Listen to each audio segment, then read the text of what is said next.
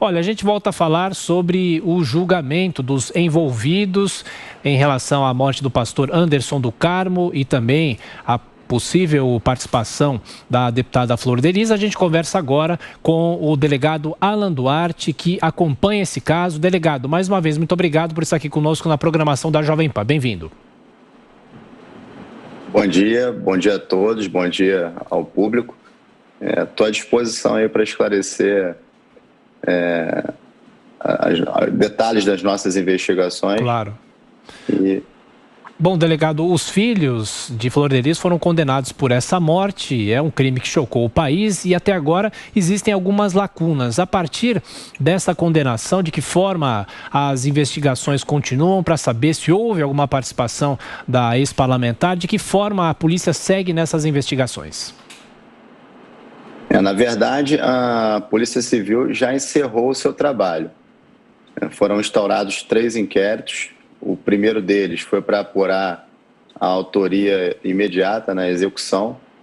Ontem, os 2 foram julgados por esse crime.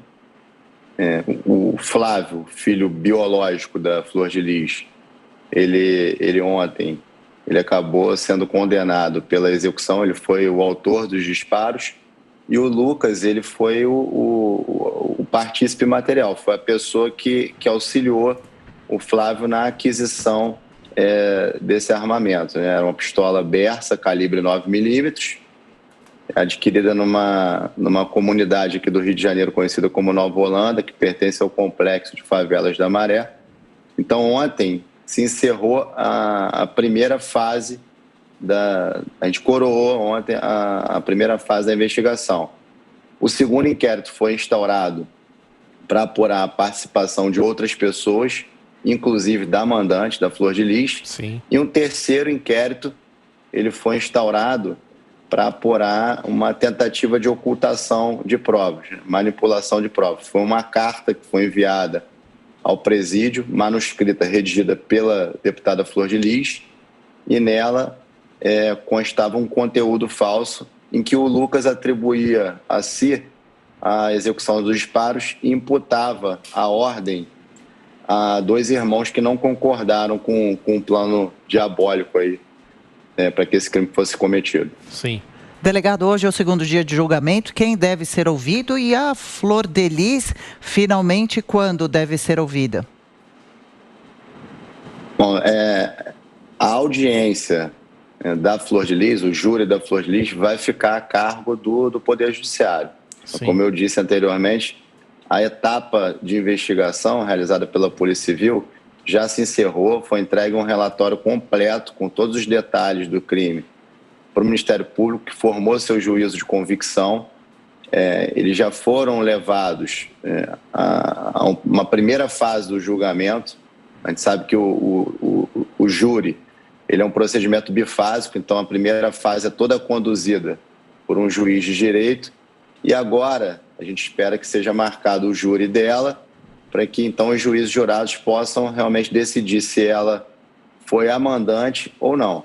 Para a Polícia Civil está muito claro que se não houvesse a participação dela, se ela não tivesse mandado, orquestrado tudo isso, nada disso teria acontecido. Ela foi responsável por arquitetar, por incentivar pessoas, convencer essas pessoas a cometer o crime. Ela financiou a compra do armamento e também depois tentou ocultar provas. Então, a etapa da Polícia Civil já foi toda cumprida, já se encerrou o trabalho da Polícia Civil. Perfeito. Delegado Alan Duarte, agora quem faz a pergunta para o senhor é o nosso jornalista de Brasília, José Maria Trindade. Zé Maria. Pois não, eu queria perguntar se a condição da Flor Delis de deputada atrapalhou ou, enfim, atrasou as investigações. Não, de forma alguma. As investigações seguiram o seu fluxo normal.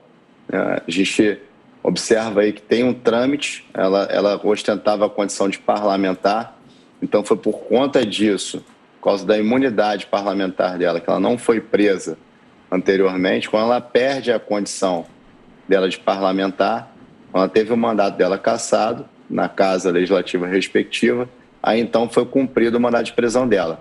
mas em nada atrapalhou, muito embora ela tivesse tentado se utilizar do cargo para manipular as provas. O delegado, eu queria que o senhor esclarecesse, o senhor chegou a falar de uma carta de um dos filhos de Flor de Lis, e nessa carta ele afirma que a ex-deputada teria citado, entre aspas, primeira-dama e um ministro, e nesse documento que pedia para que ele assumisse a autoria do crime. O senhor disse que a Polícia Civil já encerrou as investigações. Uma investigação sobre uma declaração como essa agora compete ao Judiciário, ao Ministério Público, a quem compete? Nesse caso, a Polícia Civil, a Polícia Civil arrecadou todos esses elementos indiciários. Nós confeccionamos um relatório detalhado e encaminhamos ao Ministério Público. O Ministério Público, o promotor de justiça, ele se convenceu de que ela realmente era a mandante do crime. Isso foi levado ao Judiciário e agora, numa primeira fase, o juiz se convenceu de que realmente havia ali um arcabouço robusto e harmônico no sentido de que ela teria cometido esse crime. Agora a gente vai para uma segunda fase, que é a fase em que ela vai responder por esse crime em plenário. O juiz de direito, nesse caso, ele preside o ato, mas quem julgam são os 7 juízes jurados. Delegado, Flávio e o Lucas ontem foram condenados por homicídio triplamente qualificado. Quais foram os agravantes? E qual a expectativa do senhor para a pena para Flor de Lis? Na verdade, eles se utilizaram das relações domésticas, né? E a vítima não teve nenhum meio de defesa. O crime foi praticado com extrema crueldade. Então, eles se prevaleceram dessa condição das relações domésticas, né, para emboscar a vítima. E a expectativa é de que ela seja condenada. Tudo aponta nessa direção. Eu acho que não há outro caminho, até porque nessa organização criminosa intrafamiliar, ela é o personagem mais perigoso. O delegado, mais uma colocação. O senhor tem muita experiência em investigações de crimes, tentando ligar e juntar os pontos.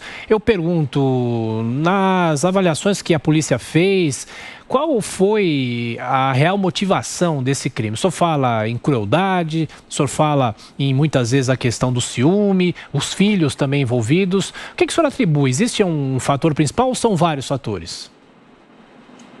Na verdade, a Flor de Lis, ela era a grande estrela dessa família. Ela era o personagem público. E ele era responsável por gerir a carreira artística, eclesiástica e política dela.